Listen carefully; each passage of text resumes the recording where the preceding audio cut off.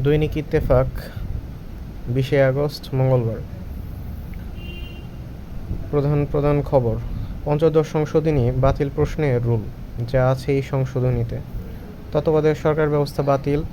সংবিধান বহির্ভূত পন্থায় ক্ষমতা দখল করলে তা হবে রাষ্ট্রদ্রোহিতা। এটা 7-এর কতে বলা রয়েছে। রাষ্ট্রীয় 4 মূলনীতি সংযোজন।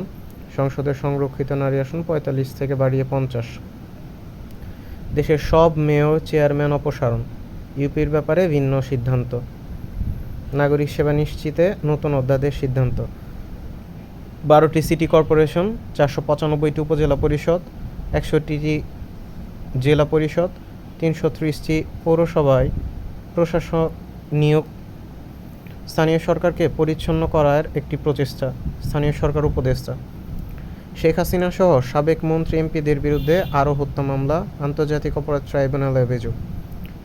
আওয়ামী লীগকে নিষিদ্ধ ও নিবন্ধন বাতিল চেয়ে রিট। 41 সাবেক মন্ত্রী এমপির দুর্নীতি অনুসন্ধান করবে দুদক। দীপুমণি গ্রেফতার। রাজনৈতিক উদ্দেশ্য নেয়া প্রকল্প যাচাই বাছাই হবে। ওয়াহিদুদ্দিন মাহমুদ। এস আলম সংশ্লিষ্ট 6 ব্যাংকের ঋণ বিতরণ ও এলসি খোলা বন্ধ। এমপি আজিম হত্যাকাণ্ড অভিযোগপত্র দিল পশ্চিমবঙ্গ সিআইডি।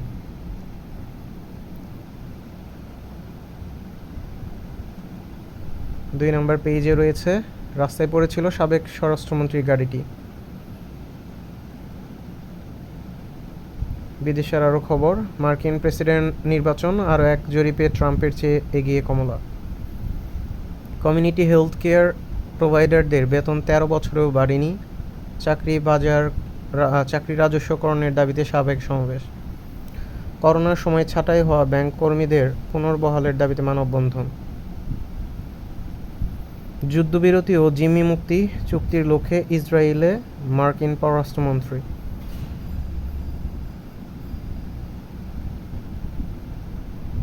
আমরা এই নিউজটা পড়তে পারি। গাজায় যুদ্ধবিরতি এবং ইসরায়েল ও হামাসের মধ্যে জিম্মি মুক্তি বিষয়ক চুক্তি স্বাক্ষর করানোর চেষ্টা চালাতে ইসরায়েলে পৌঁছেছেন মার্কিন পররাষ্ট্রমন্ত্রী অ্যান্টনি ব্লিংকেন।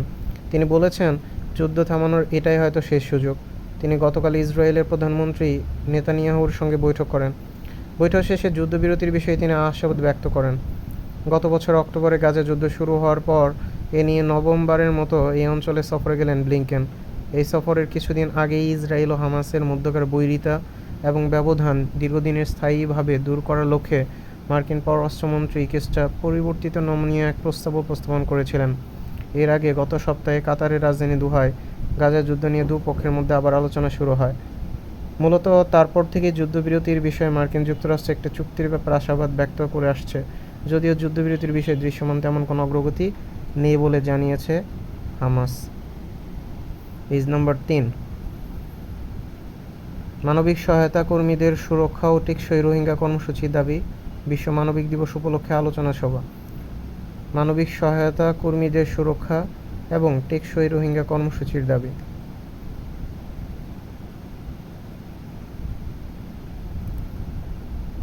পরিবেশ উপদেষ্টা বলেছেন, পরিবেশ সংরক্ষণ সহযোগিতা জোরদার করবে বাংলাদেশ ও যুক্তরাজ্য। স্বরাষ্ট্র উপদেষ্টা বলেছেন, আইন শৃঙ্খলা পরিস্থিতি উন্নতি এখন মূল চ্যালেঞ্জ। পেজ নম্বর 4-এ তেমন কিছু নেই, 5-এও তেমন কিছু নেই। পেজ নম্বর 6 আছে টুকরো খবর। পেজ নম্বর 7-এ আমরা দেখতে পাচ্ছি সিরাজগঞ্জে জমে উঠেছে ভাসমান পাটের হাট। বিভিন্ন জেলা থেকে আসেন ক্রেতা বিক্রেতা। সিরাজগঞ্জ কৃষি সম্প্রসারণ অধিদপ্তর উপপরিচালক বাবলু কুমার সূত্রধর বলেন, পাট জ্যাক দেওয়ার নিয়ে কোনো সমস্যা হয়নি। বন্যার পানিতে পাট ধোয়ায় পাটের মানও ভালো হয়েছে, যে কারণে কৃষকরা পাটের ভালো দাম পাচ্ছেন। প্রতি মন পাট 2,800 থেকে 3,100 টাকায় বেচা কেনা হচ্ছে। প্রতি মন পাট 2,800 থেকে 3,100 টাকায় বিক্রি হচ্ছে। সিরাজগঞ্জ কৃষি সম্প্রসারণ অধিদপ্তর উপপরিচালক বাবলু কুমার সূত্রধর বলেন, এবছর জেলায় 14,650 হেক্টর জমিতে পাটের চাষ হয়েছে। আবহাওয়া অনুকূল থাকায় জেলার পাট ফলনও ভালো হয়েছে। বন্যা হয় পাট জাগ দেওয়ার কোনো সমস্যা হয়নি। বন্যার পানিতে পাট ধোয়ায় পাটের মানও ভালো হয়েছে, যে কারণে কৃষকেরা পাটের ভালো দাম পাচ্ছেন।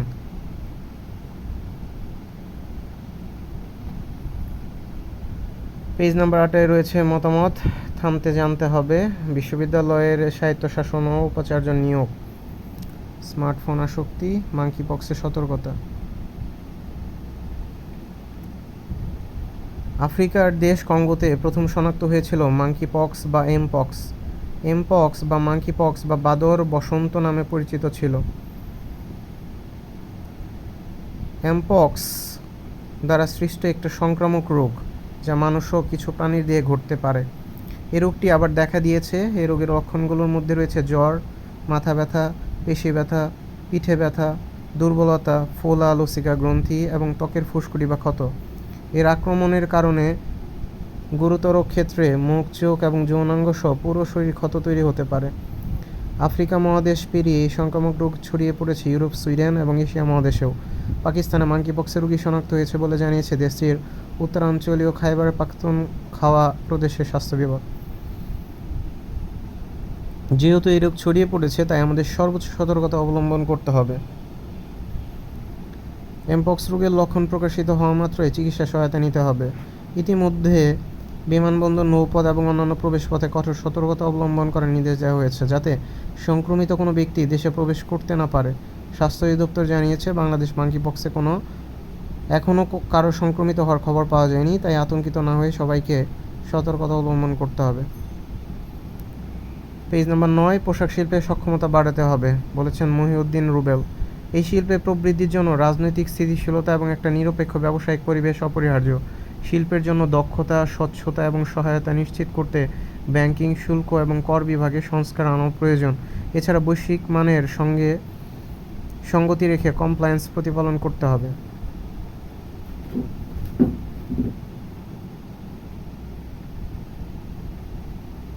দ্বিপাক্ষিক ঋণের বোঝা, বীরশ্রেষ্ঠ মতিউর রহমান। বীরশ্রেষ্ঠ মতিউর রহমান নিয়ে আমাদের একটু জানা প্রয়োজন।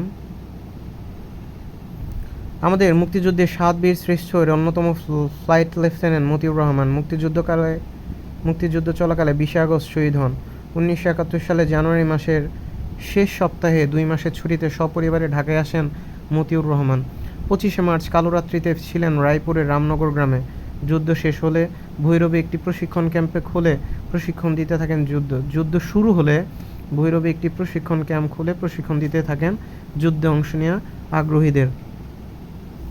14 এপ্রিল পাকিস্তান বাহিনী 7 সেভর জেট বিমান থেকে তাদের ঘাঁটির ওপর বোমা বর্ষণ করে। মতিউর রহমান আগেই আশঙ্কা করে ঘাঁটি পরিবর্তনের কারণে ক্ষয়ক্ষতি থেকে রক্ষা পান তিনি এবং তার বাহিনী। 9 মে সপরিবারে করাচি ফিরে যান। যদিও 2 মাসের ছুটিতে এসে 4 মাস পেরিয়ে গিয়েছে। করাচি পৌঁছে মতিউর লক্ষ্য করেন বাঙালি কর্মকর্তাদের সন্দেহের চোখে দেখা হচ্ছে। তাকেও তার নিজের দায়িত্ব না দিয়ে দেওয়া হয় ফ্লাইট সেফটি কর্মকর্তার দায়িত্ব। বিমান ছিনতাইয়ের পরিকল্পনা নিয়ে খুঁজতে থাকেন সুযোগ। এদিকে পিআইএ এর একটি বিমান হাইজ্যাকের পরিকল্পনা ফাঁস হয়ে গেলে বাঙালি পাইলটদের আকাশে উড্ডয়নের অনুমতি বাতিল করা হয়।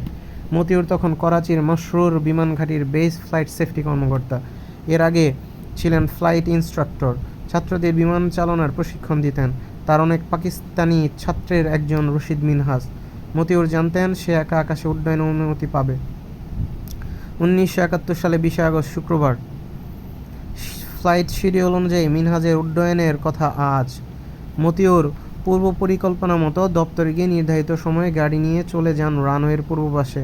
সামনে পেছনে 2 সিটের বিমান T-33। রশিদ মিনহাজ বিমানের সামনের সিটে বসে চালু করে এগিয়ে নিয়ে আসছে। মতিউর হাত তুলে বিমান থামান। হাতের ইশারায় বোঝানোর চেষ্টা করেন বিমানের পাখায় সমস্যা আছে।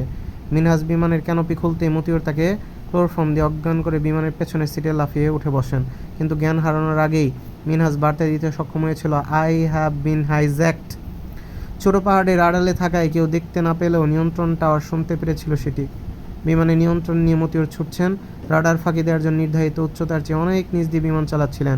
ততক্ষণে 4টি জঙ্গি বিমান তার পিছু নিয়েছে। বিমানটি যখন ভারতীয় সীমান্তের দিকে যাচ্ছে, তখন মিনহাজের জ্ঞান ফিরে আসে। সে বাধা দিতে চেষ্টা করে। মিনহাজ চাইছিল মতিউর রহমান বিমান ছিনিয়ে নেওয়ার পরিকল্পনা সফল হওয়ার চেয়ে বিমানটি বিধ্বস্ত করা ভালো। তার সাথে মতিউরের ধস্তাধস্তি শুরু হয়। এক পর্যায়ে সে ইজেক্ট বোতাম চাপলে মতিউর বিমান থেকে ছিটকে পড়েন। মতিউর রহমানের সঙ্গে প্যারাশুট না থাকায় তিনি শহীদ হন। তার মৃতদেহ ঘটনাস্থল থেকে প্রায় আধ মাইল দূরে পাওয়া যায়। মসরুর বিমান ঘাঁটিতে চতুর্থ শ্রেণী কর্মচারীদের জন্য নির্ধারিত স্থানে মতিউর রহমানের দাফন করা হয়। তার কবরে লেখা হয় ইদার সো রাহা হে এক গাদ্দার, অর্থাৎ এখানে ঘুমিয়ে আছে এক বিশ্বাসঘাতক। এরপর কেটে যায় দীর্ঘ ৩৫ বছর। ২০০৬ সালে ২৫শে জুন মতিউরের দেহাবশেষ তার প্রিয় মাতৃভূমি বাংলাদেশে আনা হয়। ২৬শে জুন ঢাকার শহীদ বুদ্ধিজীবী কবরস্থানে সমাহিত করা হয় তার রাষ্ট্রীয় মর্যাদায়।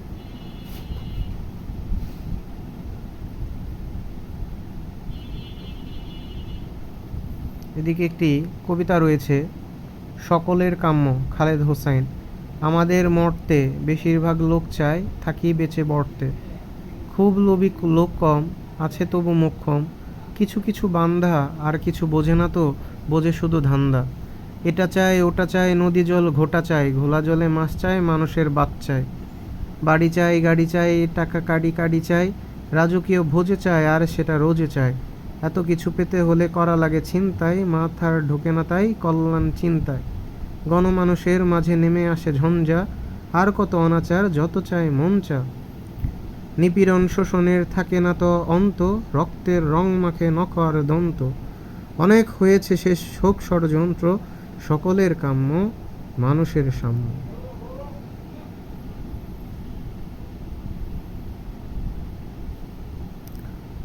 যুদ্ধকে দীর্ঘায়িত করতে চান না নেতানিয়াহু।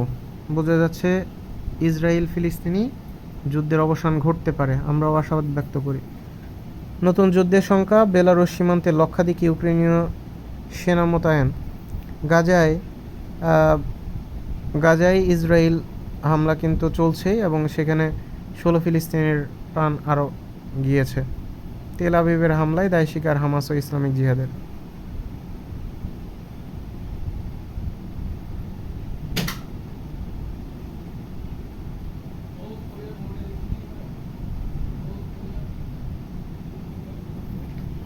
জাপানের কাছে বাজেট সহায়তা চেয়েছে সরকার, অর্থ উপদেষ্টা। প্রবাসীদের পাঠানো রেমিটেন্স গতি বেড়েছে, ১৭ দিনে $১১৩ কোটি এসেছে দেশে। এটা খুব গুরুত্বপূর্ণ একটি খবর। চলতি আগস্ট মাসের প্রথম সপ্তাহে দেশে রেমিটেন্স আসা থমকে গেলেও অন্তর্বর্তী সরকার গঠনের পর গতি বেড়েছে। আগস্টের প্রথম ১৭ দিনে বৈধ পথে $১১৩,৪২,২০,০০০ মার্কিন ডলার রেমিটেন্স এসেছে। $১১৩ কোটি এসেছে গত ১৭ দিনে। ১১ থেকে ১৭ আগস্ট এসেছে $৬৫ কোটি, ৪ আগস্ট থেকে ১০ আগস্ট পর্যন্ত এসেছে $৩৮ কোটি। সোমবার কেন্দ্রীয় ব্যাংক প্রকাশিত হালনাগাদ প্রতিবেদন থেকে তথ্য জানা যায়। এদিকে ছাত্র জনতার অভ্যুত্থানের মুখে গত ৫ আগস্ট প্রধানমন্ত্রী পদ থেকে পদত্যাগ করেন, দেশ ছাড়েন শেখ হাসিনা। এরপর আবার দেশ গঠনে বৈধ পথে রেমিটেন্স পাঠানোর বিষয়ে ক্যাম্পেইন শুরু করেন অনেক প্রবাসী বাংলাদেশি। এর ফলে আবারও প্রবাসী আয় এখন বাড়তে শুরু হয়েছে বলে মনে করেন ব্যাংকাররা। কেন্দ্রীয় ব্যাংকের তথ্য পর্যালোচনা করে দেখা গেছে, চলতি আগস্ট মাসে ১৭ আগস্ট পর্যন্ত দেশে যে পরিমাণ রেমিটেন্স এসেছে তার মধ্যে রাষ্ট্রায়ত্ত ব্যাংকগুলোর মাধ্যমে $১৫,২৯,৫০,০০০, বিষয়ায়িত একটি ব্যাংকের মাধ্যমে $৩,৭৬,৯০,০০০, বেসরকারি ব্যাংকগুলোর মাধ্যমে এসেছে $৯৪,১৪,৩০,০০০ এবং বিদেশি ব্যাংকগুলোর মাধ্যমে এসেছে $২১,৫০,০০০। গত জুলাইয়ে কোটা সংস্কার নিয়ে শিক্ষার্থীদের আন্দোলনে সৃষ্ট পরিস্থিতিতে দেশজুড়ে সংঘাত সংঘর্ষ এবং কারফিউ ইন্টারনেট বন্ধের প্রেক্ষাপটে বৈধ পথে রেমিটেন্স প্রবাহ কমে যায়।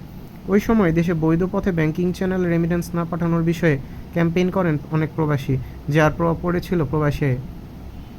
কেন্দ্রীয় ব্যাংকের তথ্য অনুযায়ী ২০২৪-২৫ অর্থবছর প্রথম মাস জুলাইয়ের দেশে $১৯০ কোটি মার্কিন ডলার রেমিটেন্স দেশে পাঠিয়েছেন প্রবাসীরা, যা ছিল গত ১০ মাসের মধ্যে সর্বনিম্ন। এছাড়া চলতি বছরের জুন মাসের তুলনায় জুলাই মাসে রেমিটেন্স কমেছে $৬৩,১৬,০০,০০০। জুন মাসে রেমিটেন্স এসেছিল $২৫৪,১৬,০০,০০০ মার্কিন ডলার।